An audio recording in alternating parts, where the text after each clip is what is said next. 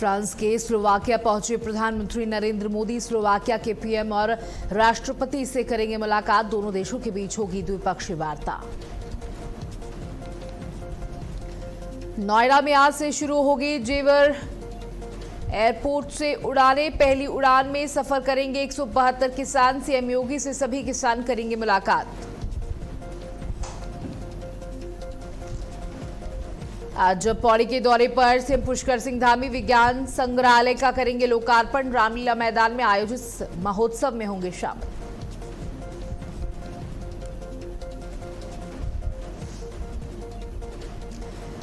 America में crash हुआ plane हादसे में विमान में सवार 12 लोगों की मौत हुई। अमेरिका के मिसौरी प्रांत में हुआ ये दर्दनाक हादसा।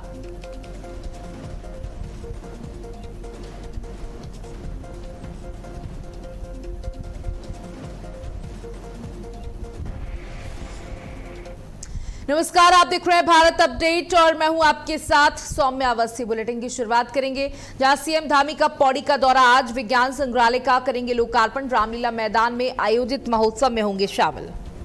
सीएम धामी का पौड़ी दौरा। आज विज्ञान संग्रहालय का करेंगे लोकार्पण। रामलीला मैदान में आयोजित महोत्सव में शामिल होंगे।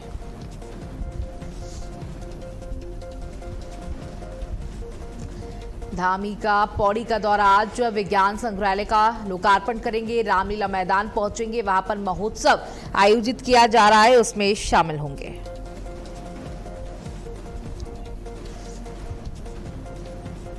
तो आज उत्तराखंड के मुख्यमंत्री सीएम पुष्कर सिंह धामी का तमाम कार्यक्रम है, उनमें मुख्य कार्यक्रमों की जानकारी आप तक पहुंचा रहे हैं। जहां रामलीला मैदान में आयोजित हो रहा महोत्सव में शामिल होंगे।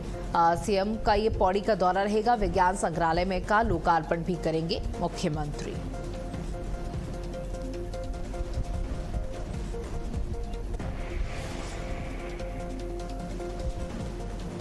तो सीएम पुष्कर सिंह धामी का पौड़ी का दौरा। आज रामलीला मैदान पहुंचेंगे, वहां पर महोत्सव में हिस्सा लेंगे सीएम। वहां पर तमाम लोग मौजूद रहेंगे और साथ ही आपको बता दें कि संग्रहालय का भी लोकार्पण करेंगे सीएम पुष्कर सिंह धामी। आज जो पौड़ी के दौरे पर रहेंगे सीएम पुष्कर सिंह धामी, विज्ञान संग्रहालय का लोकार्पण करेंगे सीएम।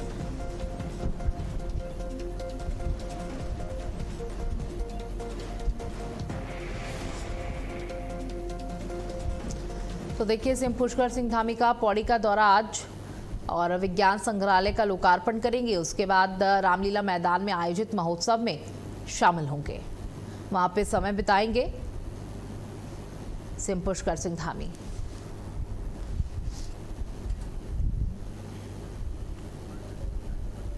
और हमारे साथ हमारी सहयोगी स्मिता चौहान जुड़ चुकी हैं। स्मिता, आज कौन कौन से कार्यक्रमों में शिरकत करेंगे मुख्यमंत्री? बिल्कुल सौम्या, आपको बता दें आज मुख्यमंत्री पुष्कर सिंह धामी पौड़ी गढ़वाल के दौरे पर हैं, जहां पर वो सबसे पहले जो है 11:40 पर विज्ञान संग्रहालय का उद्घाटन करेंगे। उसके बाद वो रामलीला मैदान में जय कंडोलिया पौड़ी महोत्सव का शुभारंभ करेंगे। इस कार्यक्रम में वो शिरकत करेंगे। साथ ही इसके अलावा अगर बात की जाए तो मुख्यमंत्री पुष्कर सिंह धामी का जो ये दौरा है बेहद खास और आम माना जा रहा, बहुत खास ही माना जा रहा है।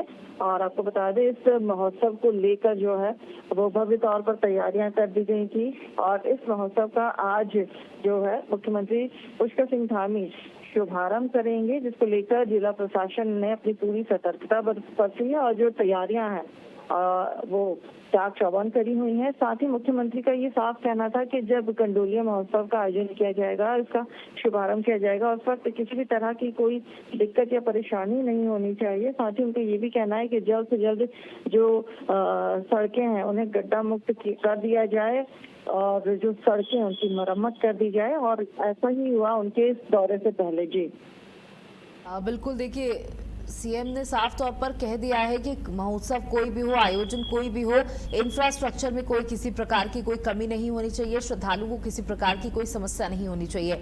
देखिए आज सीएम का दौरा भी है और लोकार्पण करने भी पहुंचेंगे विज्ञान संग्रहालय का भी। साथ ही आज देखिए सोमवती अमावस्या भी है, बड़ा पर्व है और गर्मियों की छुट्टियां चल रही है, चारधाम यात्रा चल रही है, इसको लेकर के भी बड़ी संख्या में श्रद्धालु लगातार उत्तराखंड पहुंच रहे हैं। मैनेजमेंट की अगर बात की जाए तो किस तरीके के इम्प्रोवाइजेशन किए जा रहे हैं? देखिए, अगर मैनेजमेंट की बात की जाए तो जो तैयारियां हैं वो पूरी तरह से चाक चौबंद कर दी गई हैं।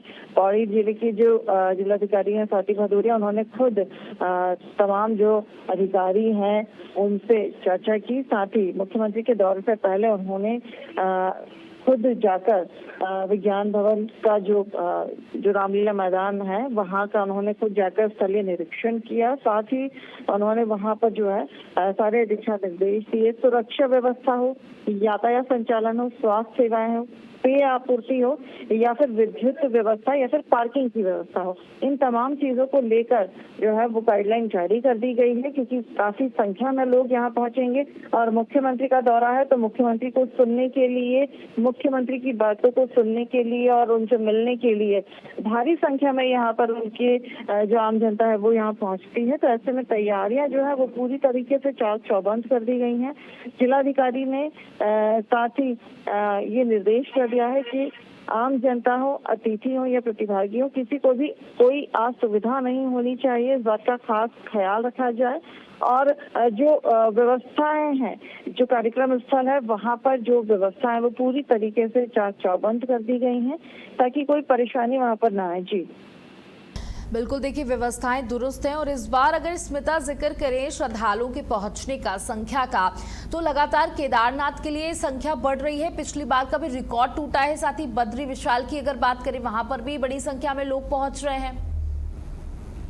बिल्कुल, देखिए चारधाम यात्रा की यही खासियत है कि ये हर साल नए रिकॉर्ड बनाती है और खुद ही अपने जो है वो रिकॉर्ड ये तोड़ती है। और इस बार भी वही हुआ। पिछली बार के जितने भी रिकॉर्ड थे धाम में आने वाले श्रद्धालुओं के, उन्होंने सारे रिकॉर्ड तोड़ दिए हैं। चाहे वो बद्रीनाथ धाम की बात की जाए या वो केदारनाथ धाम की बात की जाए, तो श्रद्धालु यहाँ पर बड़ी संख्या में पहुंच रहे हैं।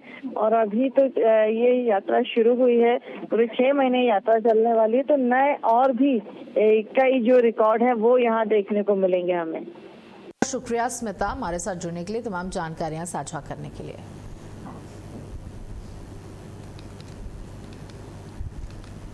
तो सीएम धामी का पौड़ी का दौरा आज, जो कि बहुत महत्वपूर्ण माना जा रहा है, जनता के बीच में पहुंचेंगे। महोत्सव में किसी प्रकार की कोई कोताही ना बरती जाए, इसके सख्त निर्देश पहले से ही सीएम ने दे दिए हैं। देखिए सीएम का कहना है कि जो भी त्योहार मनाए जा रहे हैं, जो भी महोत्सवों का आयोजन किया जा रहा है, इसमें लोगों को किसी प्रकार की कोई दिक्कत ना आए, व्यवस्थाओं में किसी प्रकार की जो प्रशासन की तरफ से मदद है वो पूर्ण रूप से कराई जाए और जो सरकार की तरफ से कोशिशें हैं उनमें कोई कमी ना रहने पाए।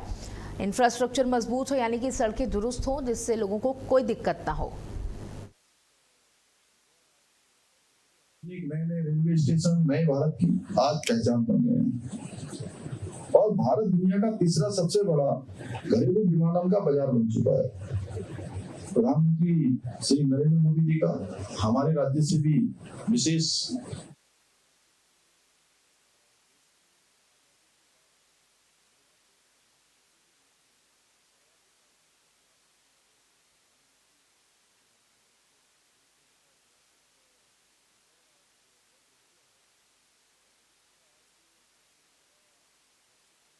तो सीएम धामी का पौड़ी का दौरा आज, देखिए अभी हमारी सीयू की स्मिता हमारे साथ जुड़ी हुई थी जिन्होंने जानकारी दी कि किस तरीके से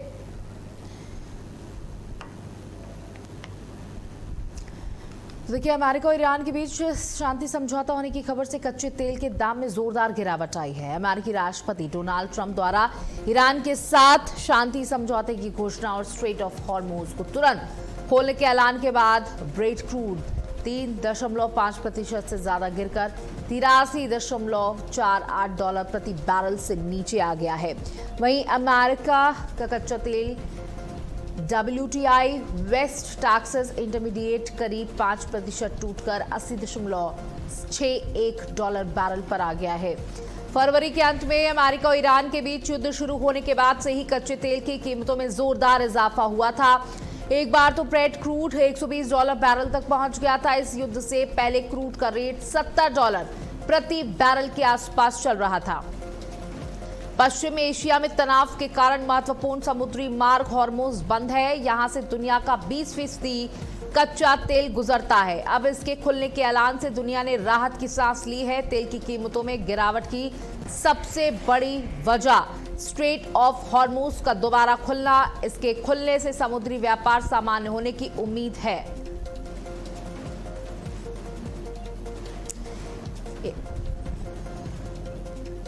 ईरान और अमेरिका के बीच final ceasefire. Iran America के बीच डील पर मुहर। दोनों में हॉर्मुज़ खुलने पर सहमति बनी। अमेरिका को जंग में मिली पटकनी।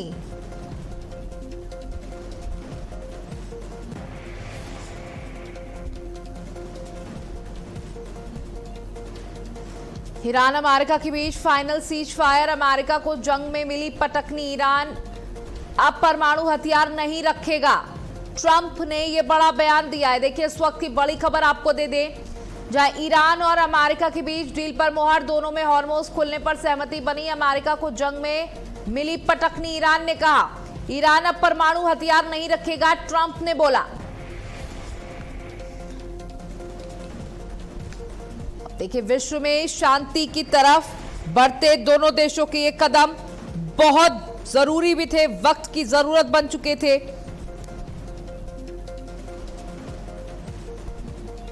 ईरान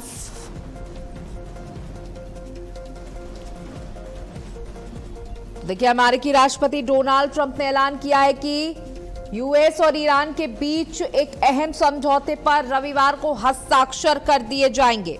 हस्ताक्षर किए जाएंगे। उन्होंने दावा किया कि इस समझौते से रणनीतिक रूप से महत्वपूर्ण हॉर्मुज़ स्ट्रेट को तुरंत फिर से खोलने का रास्ता साफ होगा और लंबे वक्त से एक दूसरे के विरोधी रहे इन दोनों देशों के बीच राजनीतिक संबंधों में एक बुनियादी बदलाव आएगा।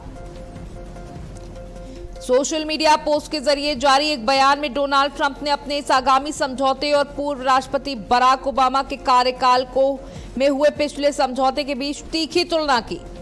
ट्रंप ने इस बात पर जोर दिया कि अपने पूर्ववर्ती के कार्यकाल में बने ढांचे के उलट नई बातचीत से तैयार यह समझौता सख्ती से यह सुनिश्चित करेगा कि ईरान परमाणु हथियार विकसित करने से पूरी तरह प्रतिबंधित रहे। ईरान की न्यूज एजेंसी ने भी दावा किया है कि दोनों देशों के बीच समझौते कुछ शर्तों पर आधारित हैं। 14 शर्तें रखी गई हैं। देखिए जो अभी जानकारी मिल पा रही है उसमें 14 शर्तें दोनों देशों ने एक दूसरे के लिए रखी हैं। ईरान के तेल, पेट्रोकेमिकल्स और उनसे जुड़े एक्सपोर्ट पर लगी पाबंदी हटा ली जाएगी। ईरान को अपने वित्तीय संसाधनों का पूरा एक्सेस फिर से मिल जाएगा। 60 दिनों की बातचीत के दौरान ईरान के फ्रीज किए गए $24 अरब जारी कर दिए जाएंगे। इसमें से $12 अरब तो बातचीत शुरू होने से पहले ही जारी कर दिए जाएंगे।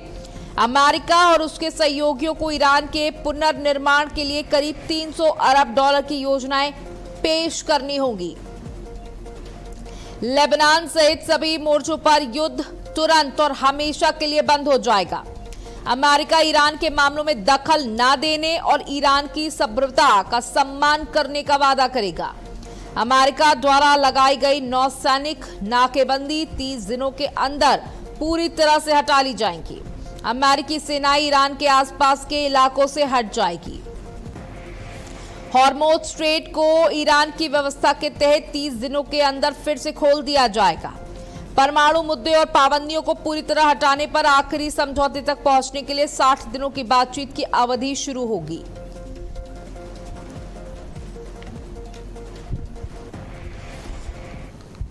चलिए अब आगे बढ़ते हैं, जहां कच्चे तेल की कीमत में बड़ी गिरावट दर्ज की गई है। बता दें कि $84 प्रति बैरल से नीचे आया ब्रेंट क्रूड। WTI क्रूड करीब $80 प्रति बैरल हुआ। अमेरिका और ईरान के बीच शांति समझौता होने की खबर से कच्चे तेल के दाम में जोरदार गिरावट आई है।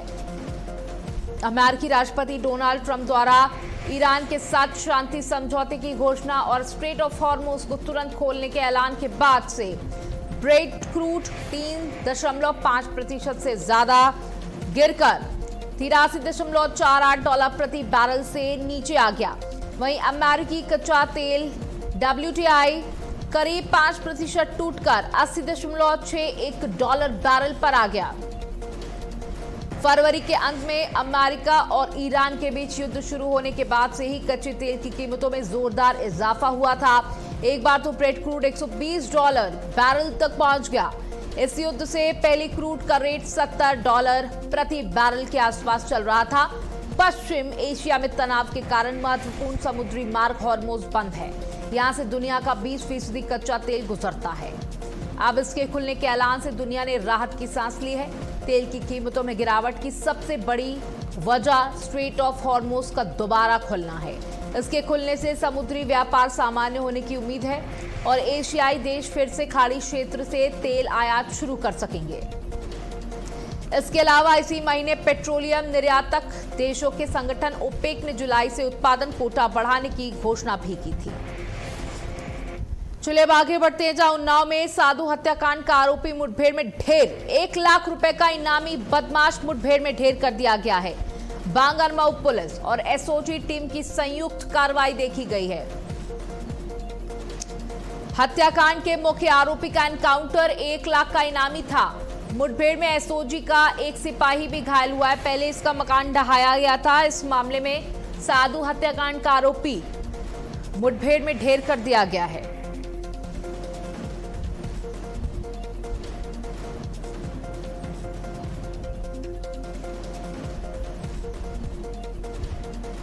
एक लाख रुपए का इनामी बदमाश ढेर ये आरोपी है, जिसकी तलाश पुलिस लगातार कर रही थी। साधु हत्याकांड का ये आरोपी है और साधु हत्याकांड के बाद पूरे उन्नाव में तनाव की स्थिति देखी गई थी।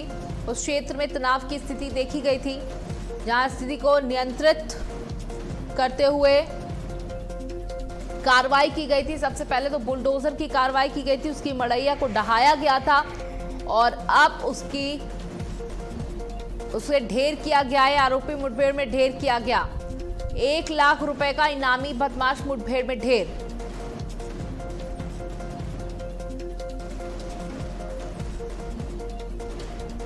बांगरमऊ पुलिस और एसओजी की संयुक्त कार्रवाई देखी गई है।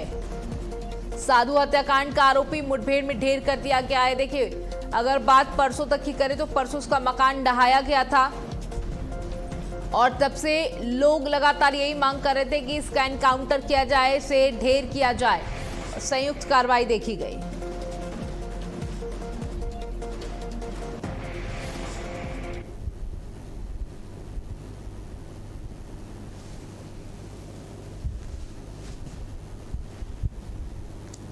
दिनांक 9/6/2000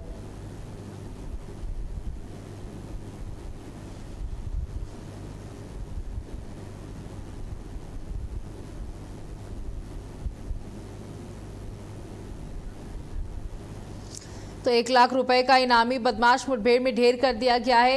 ये उन्नाव के साधु हत्याकांड का आरोपी मुठभेड़ में ढेर। उर्फ इसराइल पुत्र सकूर निवासी पूर्विया टोला कस्बा थाना बांगरमऊ जनपद उन्नाव, जिसके द्वारा दिनांक 9/6/2025 को बाबा मिलन दास की चाकुओं से गोदकर हत्या कर दी गई थी और जिस पर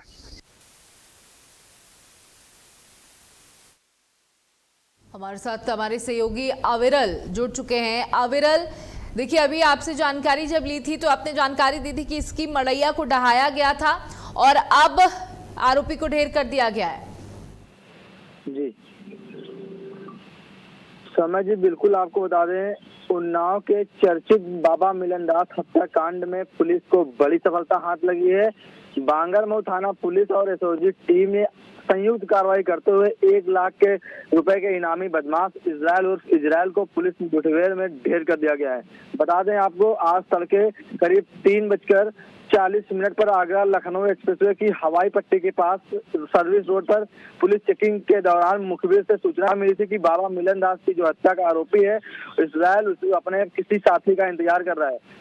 वहीं सूचना के बाद पुलिस ने इलाके की घेराबंदी की, लेकिन उसे आत्मसमर्पण करने के लिए कहा गया। फिलहाल आरोपी ने आत्मसमर्पण करने के बजाय पुलिस टीम पर फायरिंग शुरू कर दी।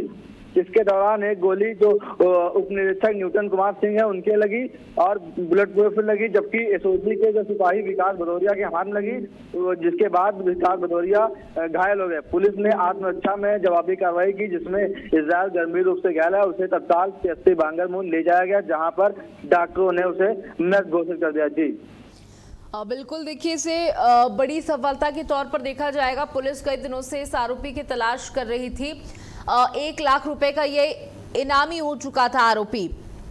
एक बार देखिए, जब अब इस पूरे मामले में ढेर कर दिया गया है आरोपी, पूरे मामले को दोबारा से दोहराएं कि किस तरीके से ये पूरा मामला शुरू हुआ और कैसे कैसे इसमें पुलिस ने आगे कार्रवाई करते गए।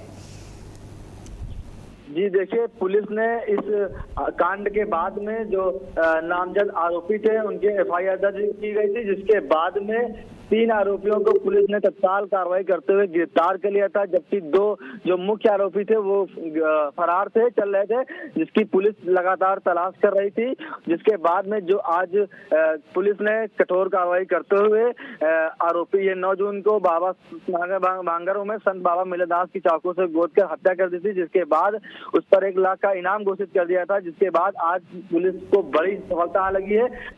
चेकिंग के दौरान जो है पुलिस ने आत्मरक्षा फायरिंग की, जिसके बाद में आरोपी के गोली लगी, जो कि जिसके बाद घायल हो गया। उसको सीएससी बांगर मोड़ ले जाया गया, जहां पर डॉक्टरों ने उसे मृत घोषित कर दिया गया। जी बिल्कुल, ये कार्रवाई कितने बजे हुई, क्या जानकारी मिल पा रही? साथ ही क्या पुलिस का भी कोई कर्मचारी इसमें घायल हुआ है? जी बिल्कुल, आपको बता दें कि पुलिस के मुताबिक आज तड़के करीब 3:40 पर आगरा लखनऊ एक्सप्रेसवे की हवाई पट्टी पर सर्विस रोड पर चेकिंग के दौरान मुखबिर से सूचना मिली थी कि बाबा मिलन दास की जो हत्या का आरोपी है इजराइल, वह अपने किसी साथी का इंतजार कर रहा है। वहीं सूचना के बाद पुलिस ने इलाके की घेराबंदी की और उसे आत्मसमर्पण करने के लिए कहा गया। बताया जा रहा कि आरोपी ने आत्मसमर्पण करने के बजाय पुलिस टीम पर बिल्कुल अविरल, तो देखिए बड़ी कार्रवाई की गई है पुलिस की तरफ से। साधु हत्याकांड का आरोपी मुठभेड़ में ढेर कर दिया गया है।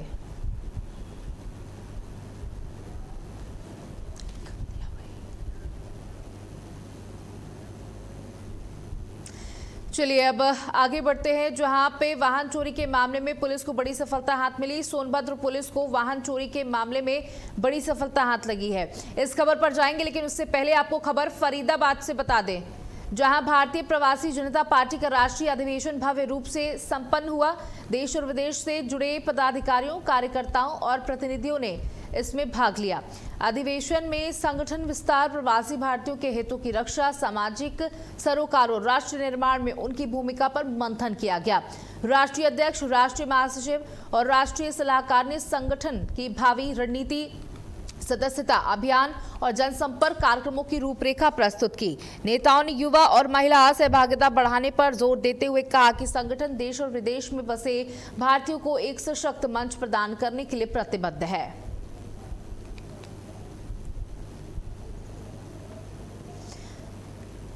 फरीदाबाद से खबर आपको बता दें,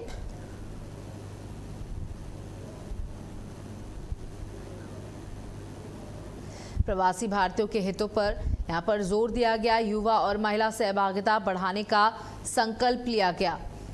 प्रवासी जनता पार्टी का राष्ट्रीय अधिवेशन संपन्न किया गया। संगठन विस्तार पर यहां पर बड़ा मंथन हुआ। प्रवासी भारतीयों के हितों पर जोर दिया गया। युवा और महिला सहभागिता बढ़ाने का यहां पर संकल्प लिया गया। प्रवासी जनता पार्टी का राष्ट्रीय अधिवेशन संपन्न हुआ।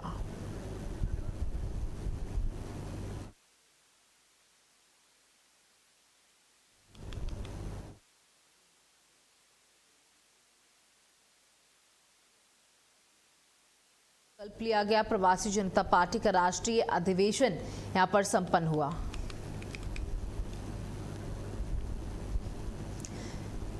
वहीं सोनभद्र पुलिस को वाहन चोरी के मामले में बड़ी सफलता हाथ लगी। चौपन और बीचपुर पुलिस ने कार्रवाई करते हुए 2 शातिर वाहन चोरों को गिरफ्तार कर लिया।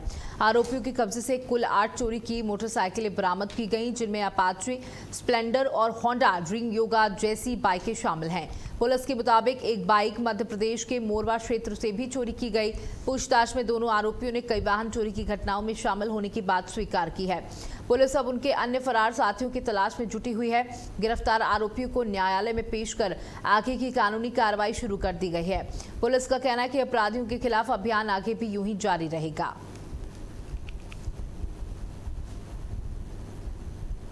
वाहन चोर गिरोह का भंडाफोड़ किया गया। अलग अलग जगहों से बाइकें चुराते थे। 8 बाइकों को बरामद भी किया गया है। साथ ही इनके अन्य साथियों की तलाश भी जारी है। ये पूरा गिरोह था जो लोगों की बाइकों को चुराने का काम करते थे। यहाँ पर 3 अपाचे गाड़ियां और एक स्प्लेंडर गाड़ी बरामद की गई है।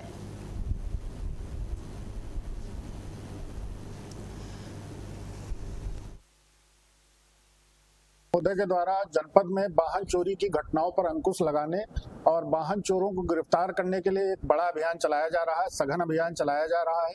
इसी अभियान के क्रम में थाना चोपन पुलिस और थाना बीजपुर पुलिस को बड़ी सफलता मिली है। दोनों थानों के द्वारा 2 अभियुक्तों सातिर वाहन चोरों को गिरफ्तार करते हुए कई वाहन चोरी के मुकदमों का अनावरण किया गया है। थाना चोपन पुलिस के द्वारा 13-14 जून 2026 की रात्रि में डाला स्थित वैष्णो देवी मंदिर के पास बैगा टोला मार्ग पर संदिग्ध व्यक्ति एवं वाहनों की चेकिंग की जा रही थी। महोदय के द्वारा जनपद कानपुर के भगवत दास घाट इलाके में रहने वाले लोगों को कैंटोनमेंट बोर्ड की ओर से मकान खाली करने का नोटिस दिया गया। नोटिस मिलने के बाद बस्ती में रहने वाले परिवारों में चिंता का माहौल है। लोगों का कहना है कि उन्हें कम समय में घर खाली करने के लिए कहा जा रहा है, जबकि उनके सामने रहने की बड़ी समस्या खड़ी हो गई। अपनी परेशानी लेकर बस्ती के लोग बीजेपी सांसद रमेश अवस्थी से मिले और मदद की मांग की। सांसद ने लोगों को भरोसा दिलाया कि बिना वैकल्पिक व्यवस्था के किसी को बेघर नहीं किया जाएगा। उन्होंने कहा कि इस मामले में प्रशासन संबंधित अधिकारियों से बात की जाएगी और लोगों की समस्याओं का समाधान निकालने की कोशिश की जाएगी। बताया जा रहा है कि बस्ती में करीब 450 घर हैं, जिनमें से पहले चरण में 45 से 50 मकानों को नोटिस जारी किया गया।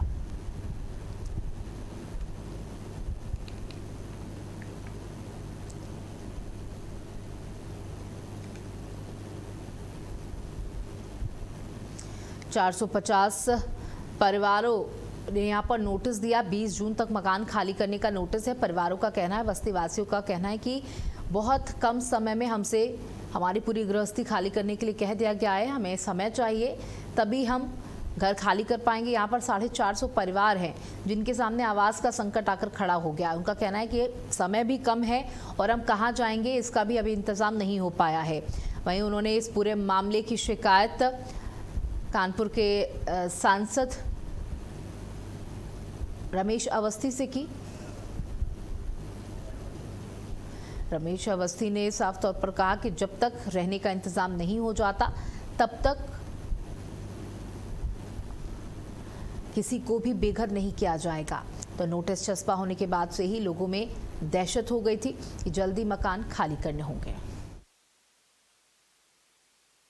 भगवत दास बस्ती से आए हैं, चंदू पहलवान अखाड़े के पास हमारी बस्ती 16/11 बहुत बड़ा चेक है जिसमें 780 घर आते हैं, जिनको 4 टुकड़ों में विभाजित किया गया। प्रथम टुकड़ा 50 से 55 घरों का है, जिसको नोटिस जारी किया गया हुआ है। अभी 20 तारीख आखिरी डेट दी गई है। 20 तारीख को हम लोगों को सीधा ये नोटिस दिया गया है कि आप लोग बस्ती खाली करें, वरना आपको सामान तक निकालने की मोहलत नहीं दी जाएगी। बुलडोजर चल जाएगा।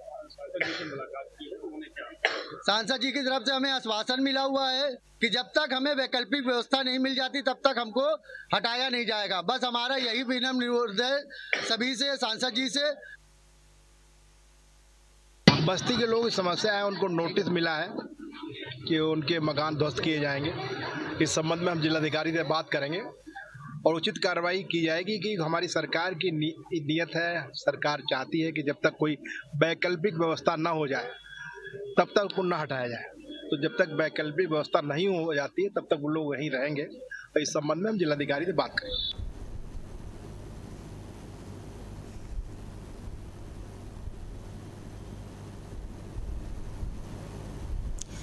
450 परिवारों के सामने आवास का यहाँ पर संकट आकर खड़ा हो गया है। लोगों ने रमेश अवस्थी अपने सांसद से इस पूरे मामले की शिकायत की और उन्होंने साफ तौर पर कहा कि देखिए हमें समय चाहिए और रहने के लिए जगह।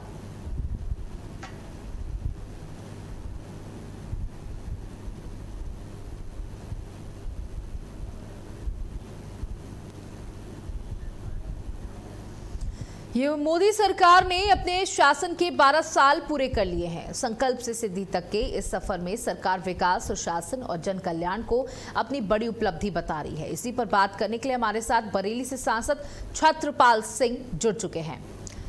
छत्रपाल सिंह जी, बहुत बहुत स्वागत है आपका।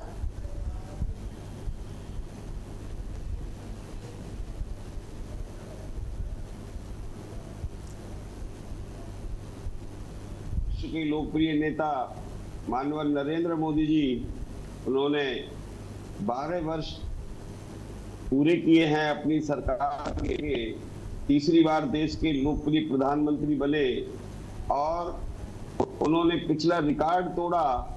चुने हुए, जनता द्वारा चुने हुए प्रधानमंत्री के रूप में अपना कार्यकाल उन्होंने पंडित नेहरू के कार्यकाल को पीछे छोड़ते हुए 4398 दिन का कार्यकाल था पंडित नेहरू का, सन 52 से लेकर सन 64 तक। उस रिकॉर्ड को तोड़ा है हमारे प्रधानमंत्री जी। अब 4398 अब तो और ऊपर हो गया, 4-5 दिन हो गए। 10 जून को उन्होंने ये रिकॉर्ड तोड़ा और इतनी लंबी सेवा प्रधानमंत्री जी की देश के लिए और उनका जो ये 12 वर्ष का कार्यकाल, जन विकास का कार्यकाल, जनता के विश्वास का जीतने का कार्यकाल और जन कल्याण का ये कार्यक्रम है 12 वर्ष। और बिना किसी अवकाश के 12 वर्ष तक उन्होंने देश की सेवा की है। मैं ऐसे लोकप्रिय नेता को प्रणाम करता हूं, अपनी बरेली की जनता की ओर से उनका अभिवादन करता हूं और अपेक्षा करता हूं तब समाज से, समाज के मन में भावना है कि प्रधानमंत्री इसी प्रकार से हमारा नेतृत्व करते रहें और लंबे समय तक देश की सेवा करें। बार बार प्रधानमंत्री बनकर देश को और बुलंदियों तक पहुंचाएंगे। अपनी जो उन्होंने पिछले 12 वर्ष में जो योजनाएं दी हैं, उन योजनाओं के माध्यम से उन्होंने देश को आगे बढ़ने का मार्ग प्रशस्त किया। सबसे पहला प्रधानमंत्री का सबसे पहला फाइल पर किसी पे दस्तखत किए और वो फाइल थी, उन्होंने अपने पहले ही भाषण में बोला था, मेरी सरकार गरीबों की सरकार है और गरीबों के लिए, गांव के लिए, किसान के लिए, दलित शोषित समाज के लिए, नारी शक्ति के लिए और युवा वर्ग के लिए समर्पित मेरी सरकार है। और हमारे नेता ने इन चारों वर्गों के लिए ही नहीं सभी को काम किया, परंतु इन चारों वर्गों पर विशेष रूप से और पहली फाइल पर दस्तखत किए। 11 करोड़ किसानों के खातों में किसान सम्मान निधि के रूप में अब तक 4 लाख करोड़ से ज्यादा धनराशि किसानों के खातों में पहुंची और ये 23वीं किस्त पहुंच चुकी किसानों के खातों में। बिल्कुल छत्रपाल सिंह जी, प्रधानमंत्री के द्वारा चलाई जा रही योजनाएं हर जन तक पहुंच रही हैं और प्रधानमंत्री का साफ तौर पर कहना है कि हम किसी भी जाति पर भरोसा नहीं करते। हमारे लिए तो सिर्फ 4 ही जातियां हैं, जिसमें महिलाएं भी आती हैं, गरीब भी आते हैं, किसान आते हैं और युवा आते हैं। तो हम इन चारों के लिए काम कर रहे हैं लगातार। जी, इन चारों के लिए, हर एक के लिए, महिलाओं के लिए तो उज्ज्वला योजना के अंतर्गत सिलेंडर, आवास योजना और आवासों में भी प्रधानमंत्री जी ने महिलाओं के नाम से ही आवास दिए। 4 करोड़ से ज्यादा आवास दे दिए। 3 करोड़ की और सूची तैयार है। 3 करोड़ और आवास ऐसे लोगों को मिलेंगे जिन्होंने कभी छत का साया जिनको नहीं था, ऐसे लोगों के लिए उन्होंने दिया। 2.5 करोड़ के आसपास लोगों के लिए शौचालय बनाकर दिए और वो उसके माध्यम से एक हमें अलग स्वच्छ भारत मिशन का एक वो सपना दिखता। वरना हम कभी गांव में जाते थे तो वहां पर शाम के टाइम पर माताएं बहनें खेतों में, जंगलों में वहां जाकर देखते थे कि वो शौच आदि से निवृत्त होने के लिए वो परेशान होती थी, बीमार होती थी। ये सब प्रधानमंत्री जी के द्वारा किया गया है। ऐसे ही अनेक योजनाएं, चाहे वो महिलाओं के लिए हो, चाहे वो समाज के वंचित दलित वर्ग है उनके लिए योजनाएं हो। हमारे नेता ने डॉक्टर भीमराव अंबेडकर उसके लिए पंचतीर्थ के रूप में विकसित किया और पंचतीर्थ के रूप में उन्होंने इनकी कर्मभूमि, इनकी जन्मभूमि और उनका निर्वाण दिवस पर वो जहां जहां पर उनके उन्होंने किया सेवाएं दी हैं उसको विकसित किया।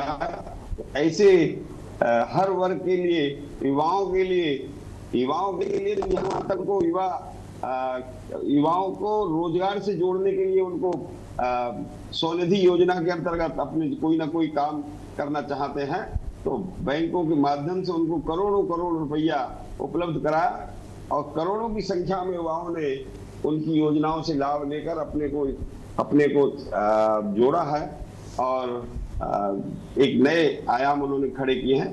तो ऐसे हर वर्ग के लिए इतनी योजनाएं कि वो योजनाएं भी ध्यान में दे देती कि देश को आगे बढ़ाने के लिए और उनका जो सपना है 2047 का भारत, इंडिया नंबर 1, दुनिया में नंबर 1 भारत बनेगा, उसके लिए अभी से नई जनरेशन को, नई पीढ़ी को उनका अभी से मन बनाना कि आपके बलबूते पर देश 2047 में 100 साल पूरे होने पर आजादी के और दुनिया का नंबर 1 बिल्कुल बनेगा। छत्रपाल सिंह जी, देखिए प्रधानमंत्री का विजन, जी बिल्कुल, प्रधानमंत्री का विजन 1-2 साल का नहीं है, 2047 तक का है जितना आपने बात करी और विकसित भारत का संकल्प है कि कोई गरीब ना रहे, सबके पास छत हो और लगातार हर कोई आगे बढ़े, युवाओं के पास नौकरी हो, महिलाएं स्वावलंबी बने, यही प्रधानमंत्री का विजन है। आप हमारे साथ जुड़े, बहुत बहुत शुक्रिया, आपने अपना समय दिया।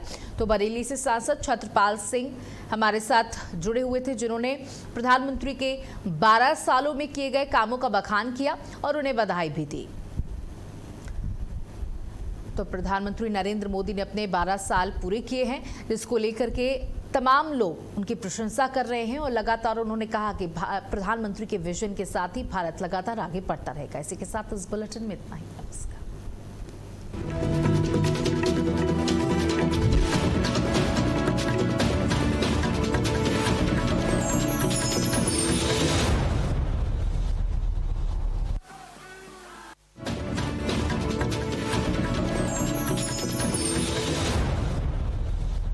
नमस्कार, आप देख रहे हैं भारत अपडेट। मैं हूं आपके साथ ऋतु भंडारी और शुरुआत करते हैं बुलेटिन की बड़ी खबर के साथ, जहां